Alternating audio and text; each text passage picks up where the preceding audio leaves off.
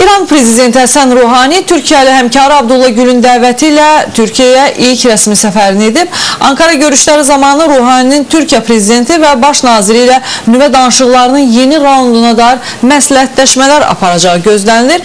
Səfər zamanı diqqət çəkən məqamlardan biri də Ruhaninin avtomobilini 16 atlının müşayiət etməsi olub.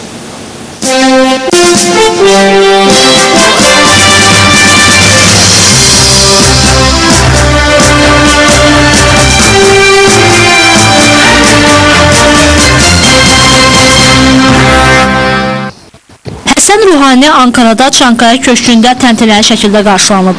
Ruhanini aparan xidmətə avtomobili 16 Türk dövlətinin bayraqlarını daşıyan atlılar müşahidə edib.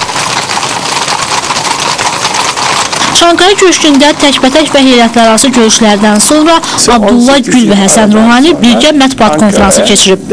Abdullah Gül Həsən Ruhaninin Türkiyə səfərinin dönüş nöqtəsi olduğuna inandığını deyib. O səfərin iki ölkənin münasibətlərində yeni bir başlanğıc olub-olmasına dair sualı da müsbət cavablandırıb. Siyasi, ekonomik, kültürel ve diğer bütün alanlarda ilişkilerimizi gözden geçirdik ve daha ileri taşıma iradesini açıkça ortaya koyduk. İki kadim dost ve komşu olan Türkiye ile İran arasındaki ilişkilerin gelişmesi sadece ülkelerimizi ilgilendirmemektedir. Həsən Ruhaninin Türkiyənin baş naziri Rəcəb Tayyib Ərdoğanla da görüşü planlaşdırılıb.